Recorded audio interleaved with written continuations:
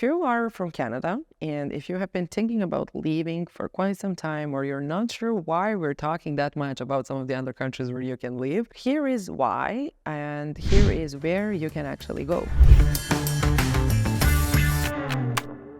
Hey there, it's Irena from Nomad Capitalist. I've been helping people escaping Canada for a couple of years now. And again, not just from Canada, but from all around the world, and helping them going offshore and finding that perfect place for them to live. Make sure to subscribe to our channel so that you can see all the places where you can go and how you can go there and how you can legally reduce your taxes and, for example, move your company offshore. So firstly, let's dive into some of the reasons on why someone from Canada may want to escape Canada. I think there are various reasons, and I've been talking about that. I love sunny weather, right? So Canada for me would be a place where, no. I hate winter and everything related to that. So, one of the reasons for me would be weather. Another one would be, cost of living. Canada is quite expensive, and you can definitely go into some very cheap places where you can really have, even if one of your fears is not to, meet other people or something, we will mention some of the places where most of the Canadians go to. Apart from that, taxes, I have to mention them. Taxes in Canada are awful. And there are some ways for you to obviously stop paying taxes to Canada. However, and of course, in order for you to do that, you'd have to move from Canada. So today we're going to discuss some of the ways and where you can go to save on taxes, to get your residency, maybe eventually get the citizenship, save on, let's say, money in terms of the cost of living, and some countries that have beautiful weather. So when it comes to looking for a place to live, there are a lot of factors, obviously, that you would need to take into consideration. We at Nomad Capitalists really believe in the holistic approach, and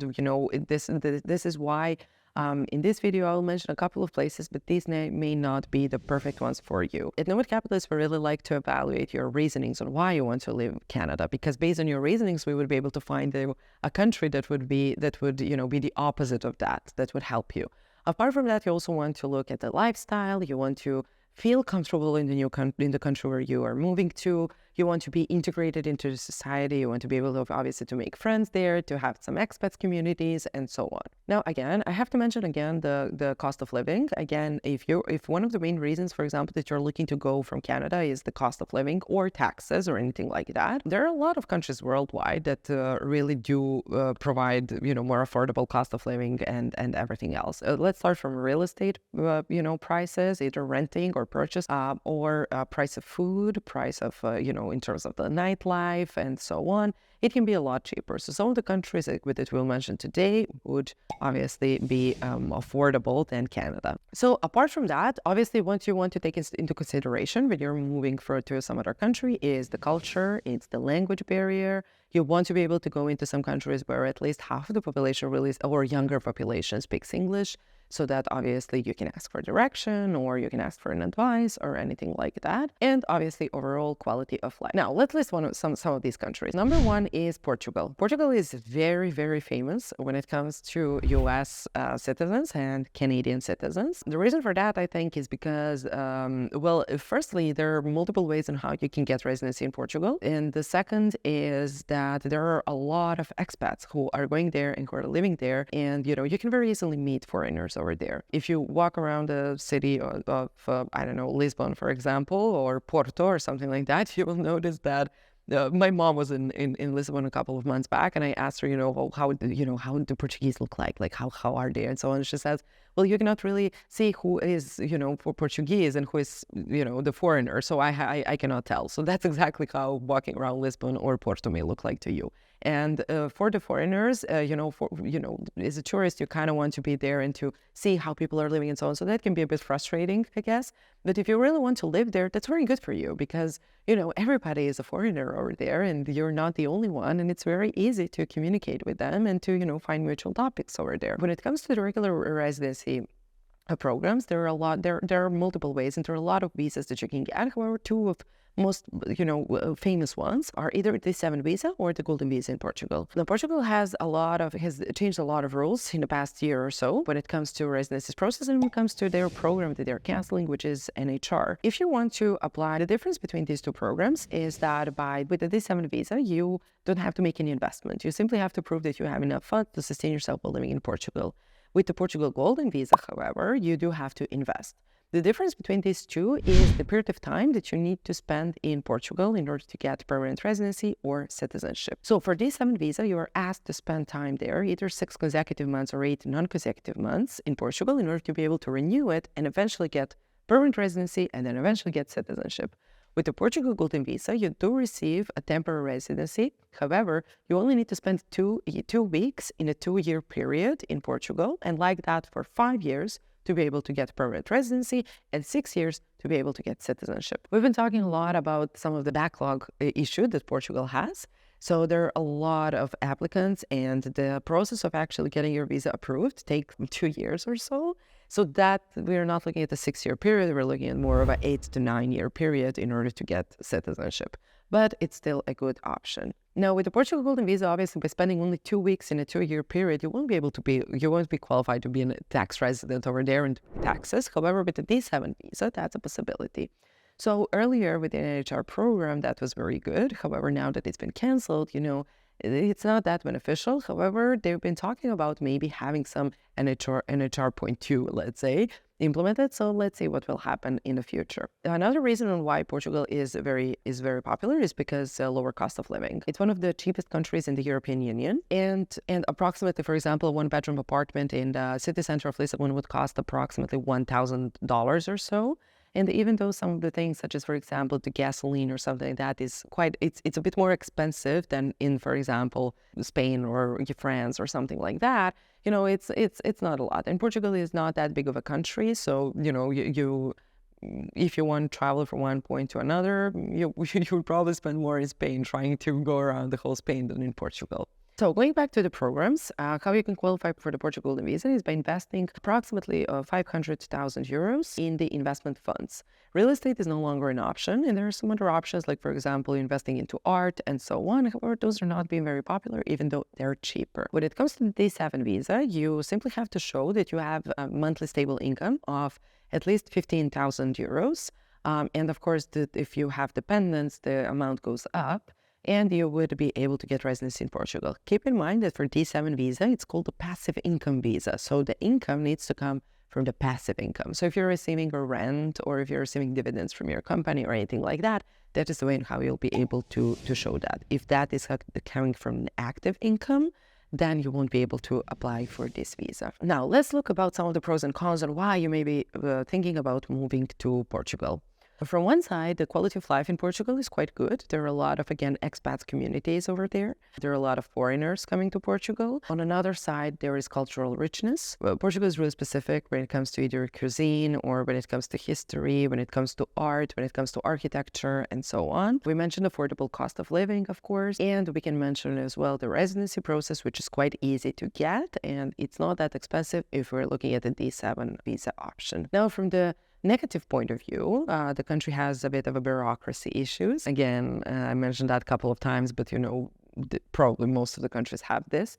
It's not been that economically stable, I would say.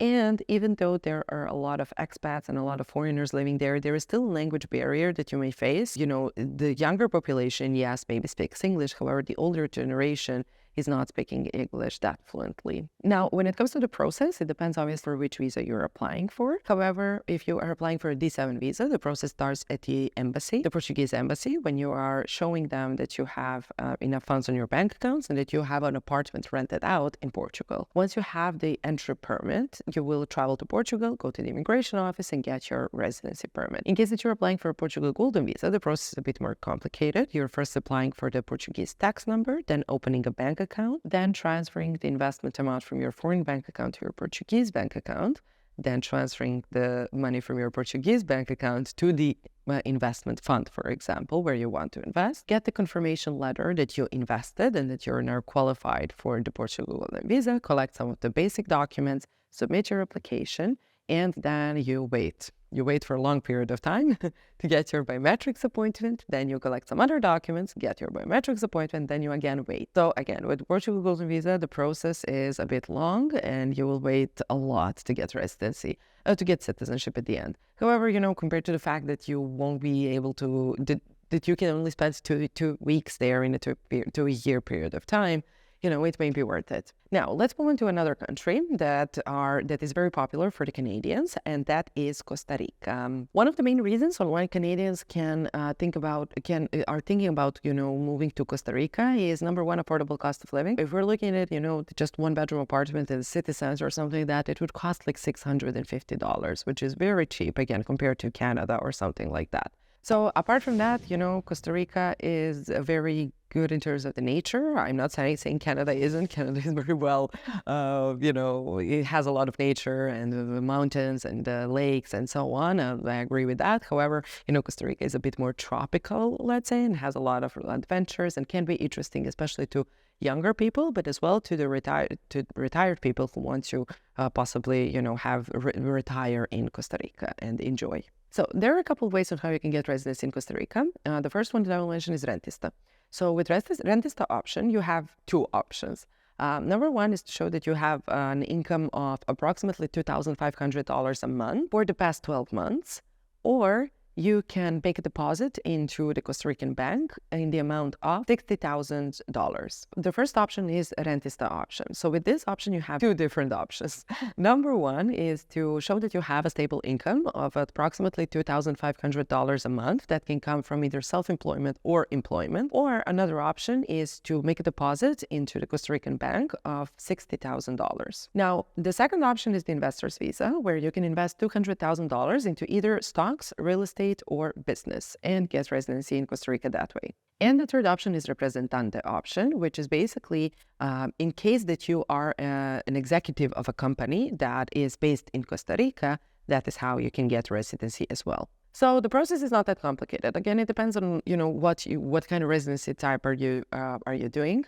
However, the point is that once you collect all of the documents and once you, for example, let's say that you're applying for the Rentista option. So once you prove that you have enough money in your bank account and so on, you submit your application. Upon the application submission, in order to apply for the residency, you would need to travel to Costa Rica and to submit your residency application in person. When it comes to process, it's very simple. You collect all the documents and you need to submit your application directly in Costa Rica.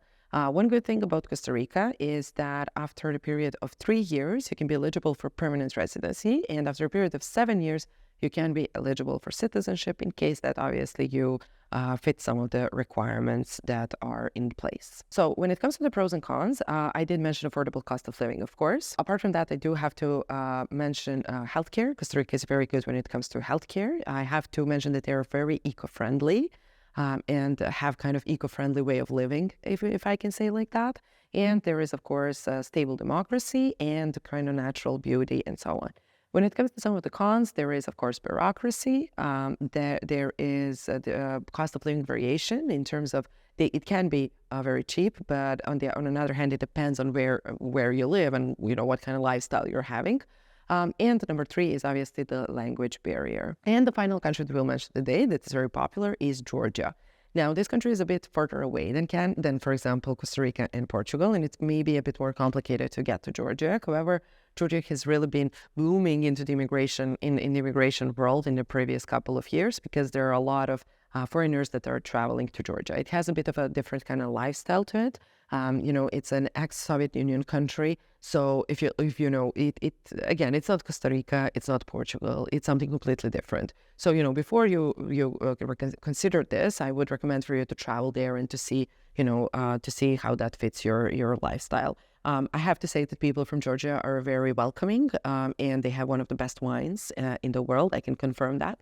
And they have very good cuisine over there as well. So there are a couple of ways on how you can get residency in Georgia. Number 1 is by purchasing a real estate, and number 2 is by company formation. If we're talking about purchasing a real estate in Georgia, then you would need to purchase it for the minimum of $100,000. Which is pretty cheap, and you can get residency in Georgia. Another way is to incorporate a company, which is a bit more complicated. However, it may still be worth it.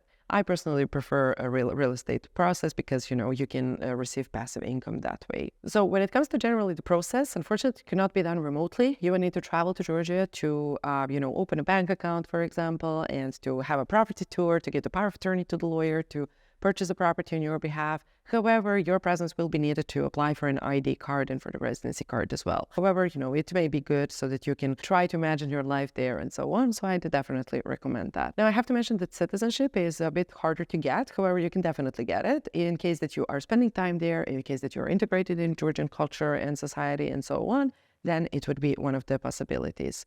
If we're talking about pros and cons about living in Georgia, I would say that it's definitely affordable cost of living. The apartment in the city center would cost approximately $600 or something like that on a monthly basis, quite cheap. Apart from that, there is obviously people who are very welcoming and, you feel comfortable over there. And obviously, it's very diverse. Even though, again, it's a completely foreign country, again, there are a lot of expats over there. One of the things that may bother you a bit is, of course, the language barrier. However, most of the people really do speak English, maybe not completely fluently. However, they do speak some level of English. And for example, there are a bit of a limited job opportunities, for example, or business opportunities in Georgia, which may, be an issue for some. And that's pretty much it. Those were the three countries that, from our experience, Canadians are really want to explore and really want to move in those countries. In case that, you are not Canadian, or in case that these countries are not very good for you, make sure to subscribe to our channel and to see, where else you can go. We post videos every other day, so who knows, maybe you can, in a couple of days find that perfect country for you where you want to move. Thank you for watching.